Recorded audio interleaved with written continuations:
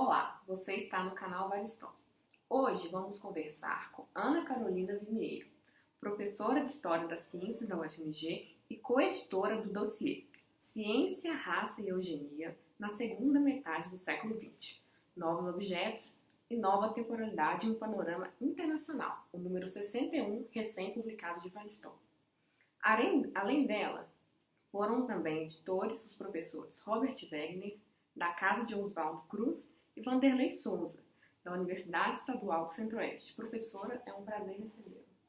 Boa tarde, o prazer é todo meu. Eu queria primeiro reiterar o agradecimento à editora da revista da História pela oportunidade de colaborar com a revista, com a publicação desse dossiê.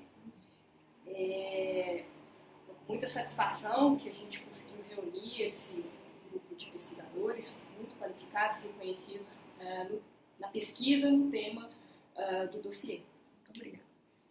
Após a Segunda Guerra, uma vez evidentes as terríveis consequências do racismo e da eugenia, concepções sobre raça e eugenia foram revistas pela comunidade científica internacional. Seria possível delinear algumas das rupturas ou permanências sobre o tema no novo contexto da metade do século XX? Eu queria começar por um exemplo de permanência e um exemplo não do passado, mas ou de um passado muito recente, com a publicação pela revista Science em fevereiro do ano passado, em que, no editorial, a revista chama a atenção da comunidade internacional de pesquisadores sobre a permanência do uso do conceito de raça nas pesquisas biomédicas, como uma forma de caracterizar a diversidade biológica humana. Eu acho que isso já nos traz um indício de uma determinada permanência, né, no nosso presente, dessa ideia de raça, que nos faz, então, refletir justamente no passado sobre, né, o que mudou e o que realmente se transformou ao longo do século XX nas concepções científicas sobre raça, né? Uma ruptura que eu poderia chamar a atenção seria de imediato, e algo muito já discutido e contraposto pela historiografia, por exemplo, uma negação da ideia de eugenia como uma ciência, né? Então, pós-Segunda Guerra, a eugenia passou a ser caracterizada como uma pseudociência, né? Justamente no momento pós-Segunda Guerra de uma inflexão na própria concepção de ciência, e é uma ideia muito ancorada numa ingenuidade, muitas vezes, da própria comunidade científica, de achar que a ciência é neutra, né, e livre de aspectos políticos. Então, por isso, a eugenia passou, na pós-Segunda Guerra, a uma negação da eugenia como uma ciência. E aí, será que realmente a gente pode dizer de um ocaso, né, ou de um fim da eugenia pós-Segunda Guerra? E a gente tem, por exemplo, hoje em dia, a engenharia genética, a reprodução assistida, que nos mostra e nos traz um horizonte, né, não de um retorno, né, mas de práticas relacionadas a um pouco do que foi a eugenia no passado, né, essa ideia de um bem nascido, que voltam como elementos das práticas científicas aí na segunda metade do século XX, né? Então, um bom exemplo disso, recentemente, em 2015, uma pesquisadora americana, especialista sobre eugenia, ela esteve aqui no UFMG e ela mostrou uns dados muito interessantes dessa permanência da eugenia. Nos Estados Unidos existe um produto que é um site de reprodução assistida e de compra de espermas e óvulos, em que você entra no site, você tem as informações das características biológicas do suposto pai ou da suposta mãe que está doando o esperma ou o óvulo. E para que você tenha informações mais específicas sobre a incidência de doenças, você paga e vai acessando os detalhes genéticos daquele esperma ou óvulo que você deseja comprar para produzir o seu filho bem nascido. Acho que a gente também pode pensar, aí agora em termos mais históricos, justamente nesse pós-50, esse esvaziamento, né, da ciência racial em nome da genética, né, e dos estudos de uma genética populacional. Então não se fala mais em raça, mas em populações.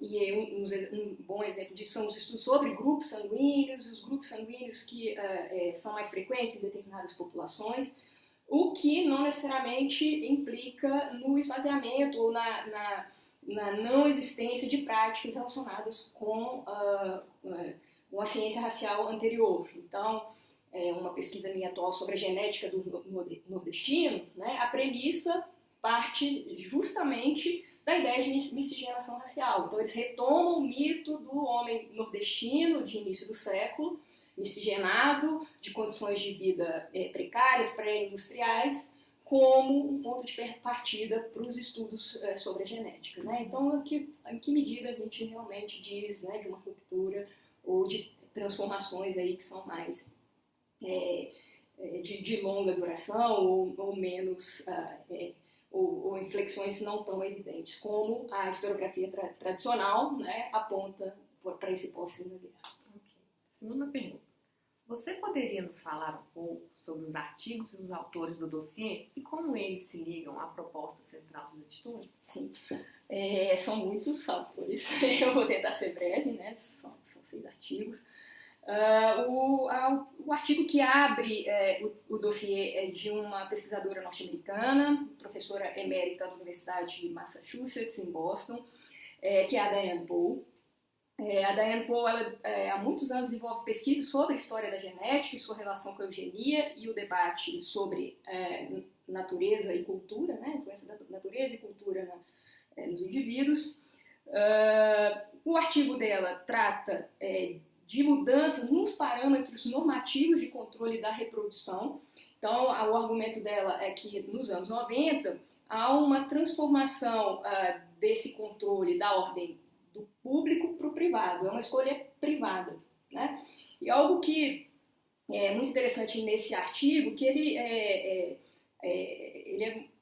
trata de um tema muito importante para o nosso presente, por exemplo, que são os debates sobre aborto, que existem, né, no país atualmente, sobretudo em função da epidemia de Zika, né? Em que ainda esse controle, né, de quem pode viver ou não está na mão ainda de uma política do Estado e não necessariamente uma escolha individual. Né? Então ela mostra que nos Estados Unidos e outros países do Ocidente, a década de 90 representa então uma mudança da ordem pública para o privado nessa escolha, né, sobretudo de fetos com indicação de doenças, né, genéticas e hereditárias, né, a permissão disso a partir de uma lógica que é privada e não pública. O segundo artigo é de 2 autores argentinos, da Marisa Miranda e Gustavo Valero, que são 2 da Universidade Nacional de Quilmes e que tem uma ampla e significativa produção sobre eugenia na Argentina. Né?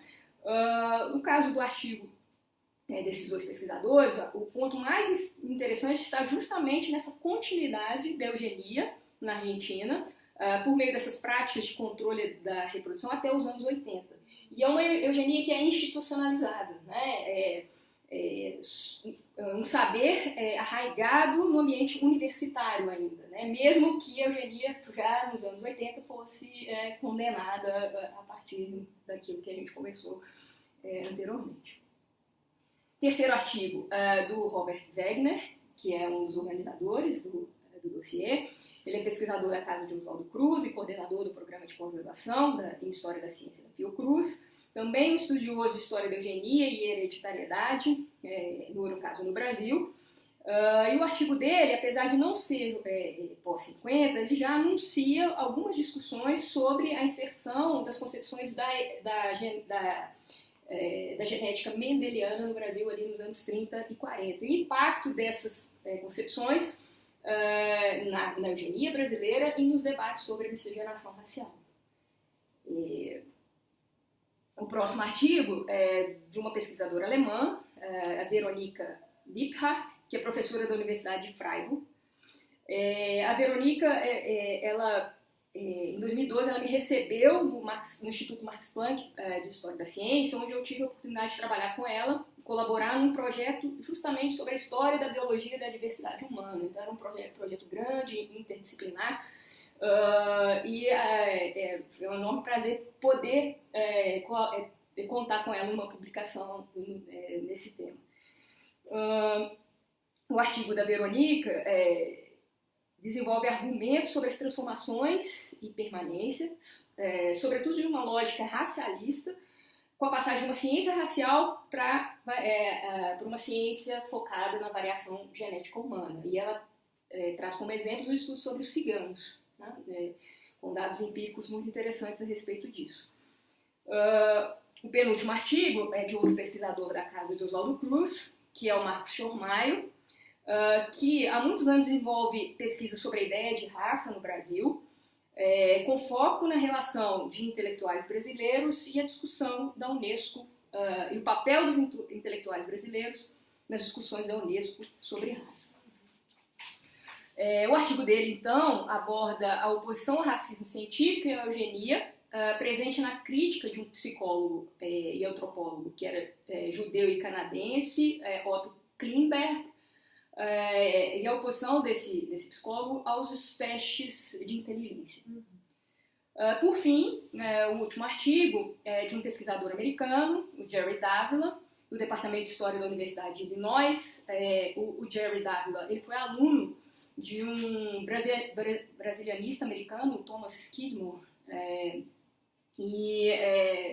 o Jerry Davila, há alguns anos, desenvolve pesquisas relacionadas à história do Brasil, em especial também a ideia de raça no nosso país. O artigo dele explora as tentativas para definir, reagir e combater a discriminação, partindo da análise de ações judiciais provocadas pela Lei Antidiscriminação Brasileira de 1951. Então, é isso. Queria dizer que foi um privilégio conseguir reunir esses pesquisadores nesse dossiê.